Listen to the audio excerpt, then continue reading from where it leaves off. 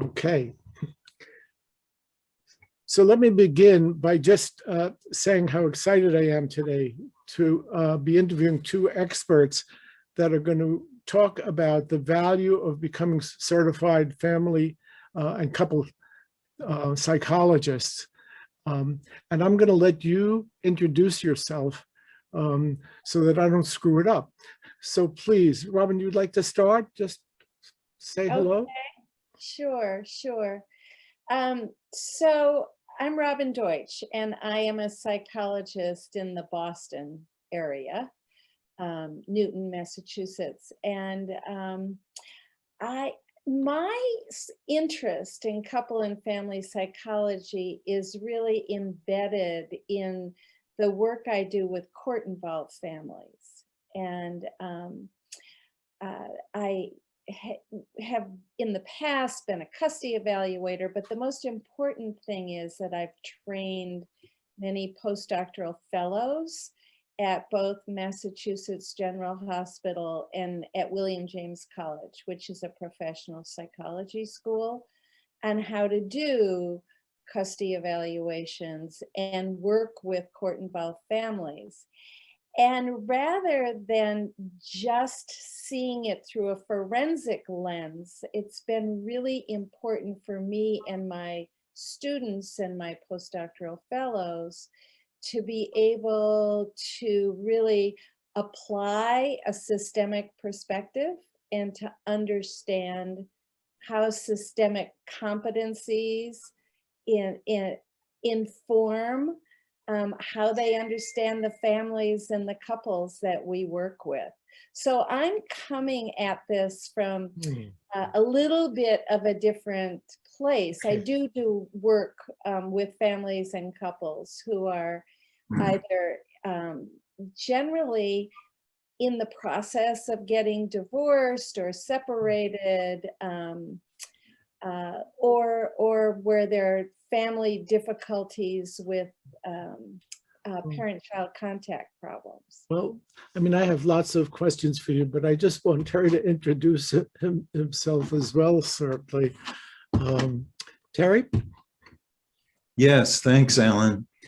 I'm Terry Patterson. I'm in San Francisco, where I've been for quite a while. I taught for 30 years at the University of San Francisco.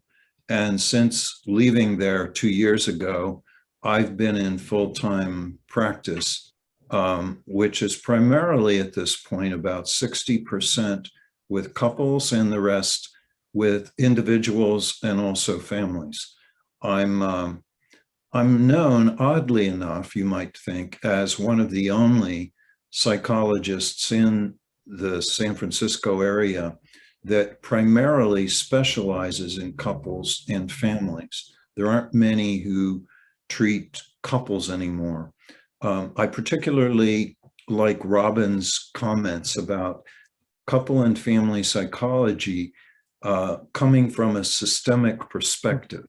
And that's what we do, no matter if we're clinicians, teachers, authors, consultants, supervisors, we do it through a systems lens. So I'll say a little more when we talk about board certification. Sure.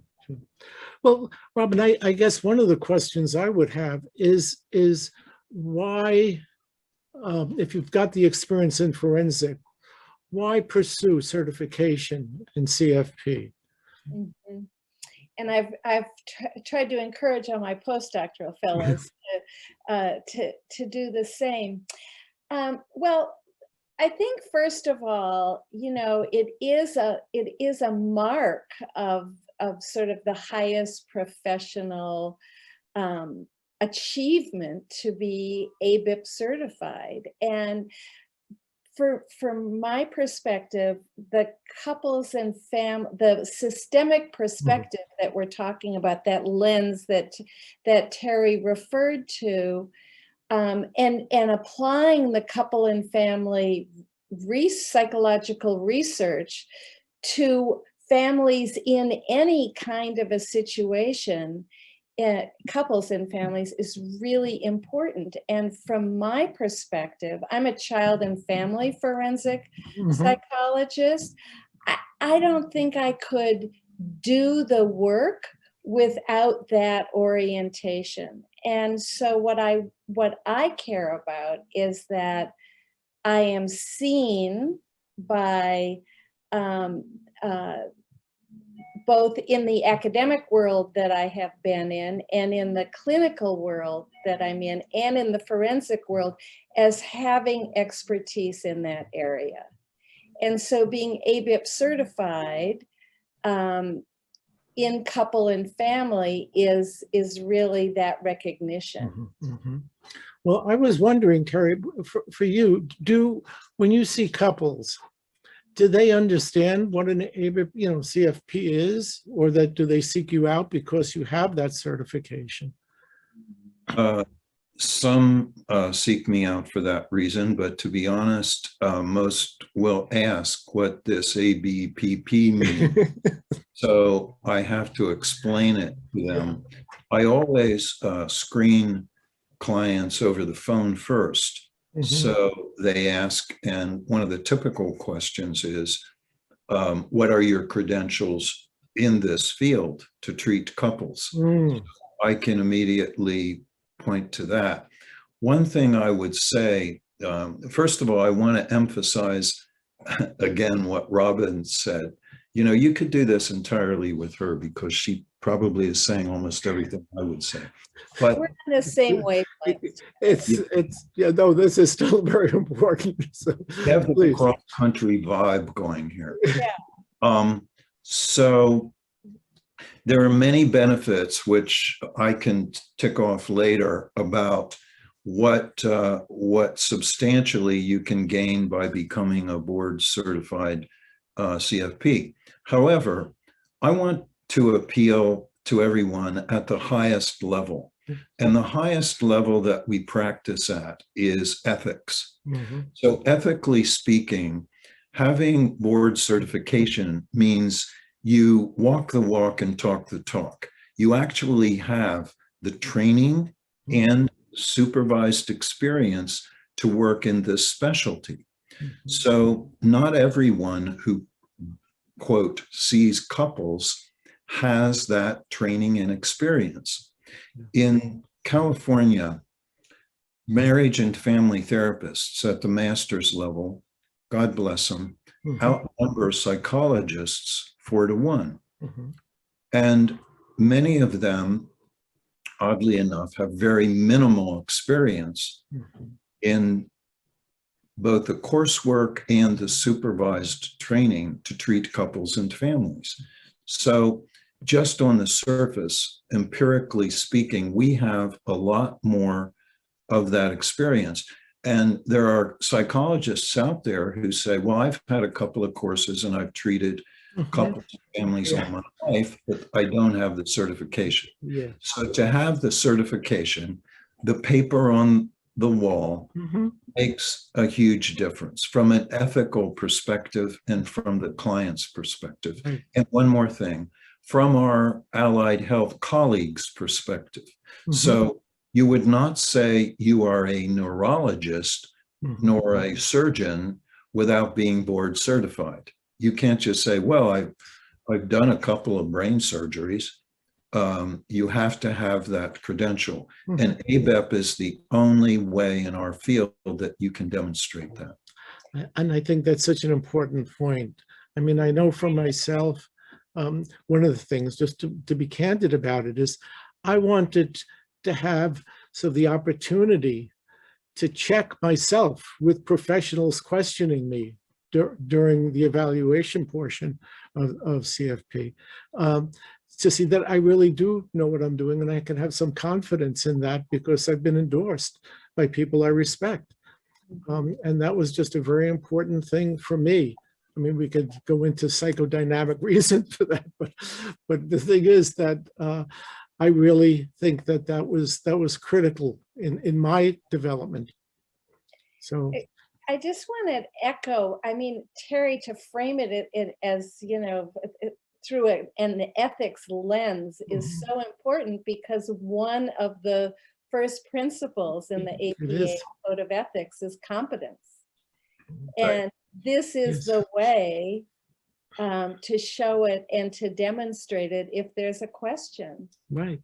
No, I know so many psychologists, if we're going to be candid about it, have taken a workshop in couple and family therapy, for a couple of weeks, and then present themselves as experts. And I think there is some ethical issues involved in that. To claim expertise without really having anything to back it up Right. doesn't give the profession a good name. Mhm. So if I could add just a few of the tangible benefits, which are all available on our website. So first of all, if you're board certified, you have the actual objective credential to show and to tell people, and that's a substantial benefit. If you work in certain areas of the federal government, including the military and the VA, you are eligible for what's called proficiency pay, which is a salary bump. There are a number of university psychology departments, both undergrad and grad, as well as medical centers that will require that you be board certified in order to have privileges. There are what I think are some of the softer benefits, which is a group of colleagues that understands how you view your professional world. They have the same lenses they look through, and the opportunity to not only converse with them virtually, but to meet at APA. And if you really get involved, you'll be very soon invited to be on the ABEP board or the ABEP Academy, which if you can pick up the spirit that Alan exudes or Robin, it's a lot of fun. And frankly, they're some of the most productive and enjoyable board meetings, committee meetings, or groups I've ever been on. Yes, I certainly agree. I think that people who are certified in couple and family therapy, I instantly feel a connection to. It's like a friend you haven't met yet, but it really is the systemic thinking, the viewpoint, the world viewpoint that we have. It's just comforting, and I have to add that without very much struggle, I convinced my wife, who's also a psychologist, to become a CFP. So it's in the family now. Good work. I just have to, Terry and I met through the ABIP board, which we both served on. I'm now the president of the couple and family board, and miss Terry terribly. In fact, I miss him so much that we're going to have our next board meeting in San Francisco in the hopes that Terry will just show up. Well, I would need some incentives for that. Another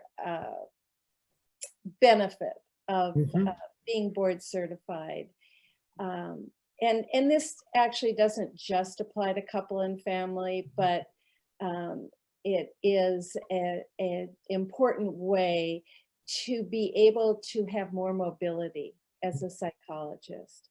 Because if you're ABIP certified, you don't have to go through the some of the steps in being licensed in another state or temporarily licensed in another state. Very good. Which for me is really important, because I do a lot of work in other states. So that has been an enormous benefit for me. Another thing is that that APA really looks very fondly on ABIP certification. And so if you're in an academic setting and it gives more credit during the accreditation process, the numbers of ABIP certified people. I also want to add very significantly that over the last, I would say, 10 years, the ABCFP board has made a significant outreach effort to early career Mhm, and psychologists of color. mhm. And I think we've been successful in that regard and in recruiting and actually certifying more people so that it adds to the diversity of the certified. We used to call them diplomates, but they're board certified psychologists now. Yeah, Yes. we have actually been even rewriting things in our manual to try to really make a great effort to have a more diverse Mhm. group of professionals, because the more diverse we are, the Yes. more we are all interacting and learning. Right. And that's what couple and family psychology, I think, is really about. And my understanding is there are scholarships available for people that want to pursue this, so that it's not a financial burden for, the ECPs. There are That's scholarships good. up to $1,500. Yeah, well, probably that's cover And level. that is for the application process, if I'm correct. Yeah. Right, yes. And as we're moving toward virtual exams, the Mhm. cost of what used to be a travel expense is now no longer necessary, because people will always have the option in our specialty in couple and family to do a virtual exam. Well, I certainly don't want to in any way call into question early career psychologists becoming board certified, but I just want to put a plug in for old people becoming, like myself, becoming certified, because I was 76 when I got certified. And I think that it's never too late. And I think it's been just a joy to go through the process and to be certified. So, Alan, I was also an elder when I became board certified. Not 76. That's for sure. 76, but I wasn't that far away. So let me ask you, Uh-huh. why did you want to be board certified Yeah. at 76? Okay. I mean, I think that for me, and it's always, both professional and personal, certainly. But I certainly endorsed the systemic viewpoint, and I really wanted to solidify that so that people could identify, this is who I am, not just even as a professional, but just in terms of my worldview, as well as, I think, for the reason, as you mentioned before, I can go to almost any state and be licensed. I don't have to go through a lengthy process. My wife and I had just moved from New Jersey to Rhode Island. I mean, it was very easy because of that.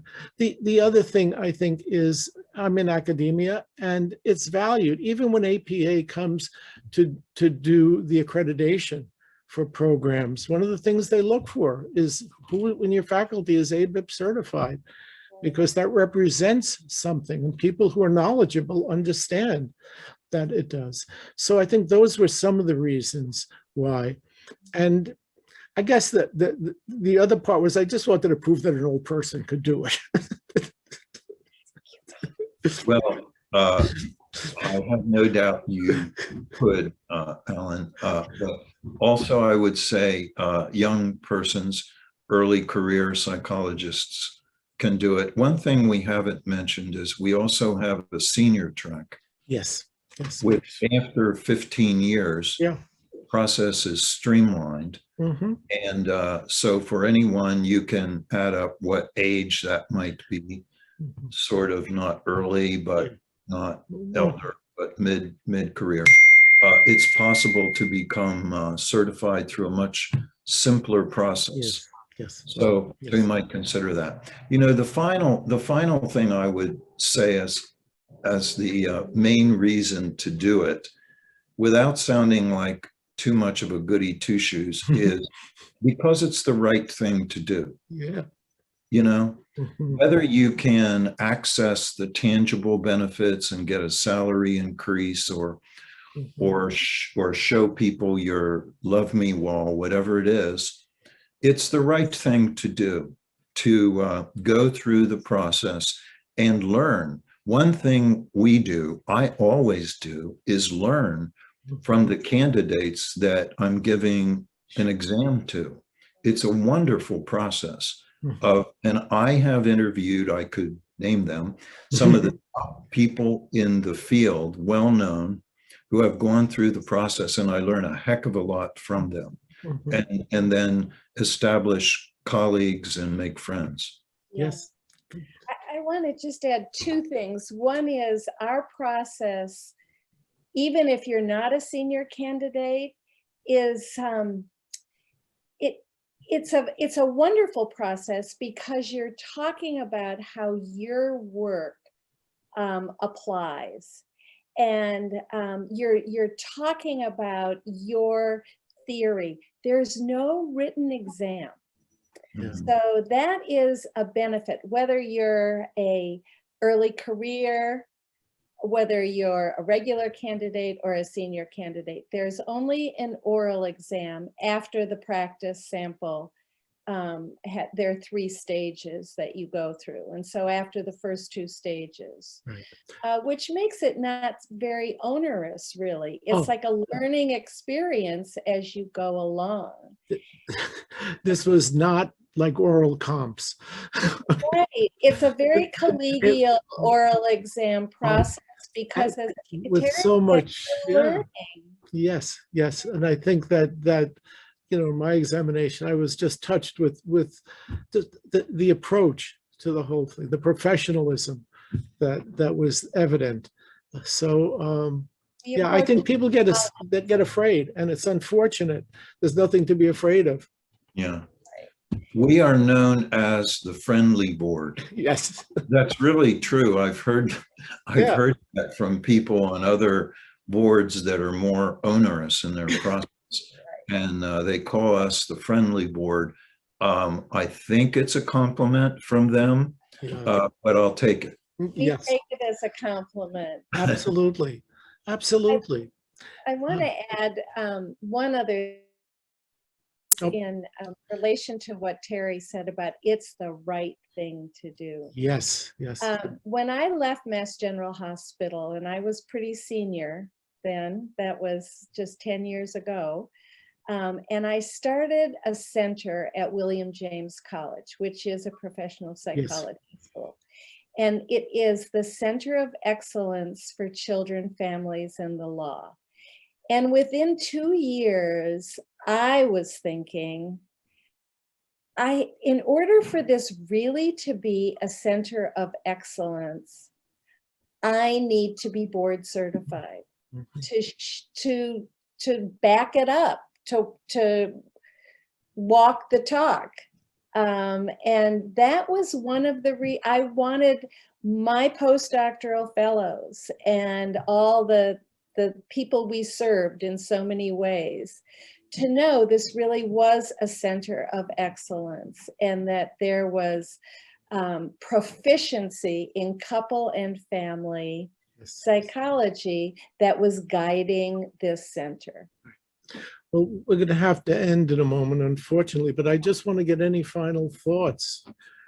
Robin, Terry, anything? Because this has been wonderful. And I certainly, if I wasn't certified, I'd go for it after listening to this. We have fun. Yeah, yes, yes, that's true. It's the right thing to do. It is the right thing to do. I think it fits into the ethics of it. And also look for our clients as well, to be able to say, we've gone through this process. I believe I can help you. Yeah. And I think that's important. So, well, let me just end by thanking you both so much. This has been wonderful. Hopefully, if I'm out in California, or well, Boston is just a short down the road from us. Yeah. So, but thank you again, both of you. Thank you, Alan. I appreciate it. Thanks, Okay. Alan, for Take doing care. Okay. Bye-bye now. Ben, I'll be checking on that and I'll let you know. Great. Thanks, Terry. Okay, bye-bye. Bye-bye now.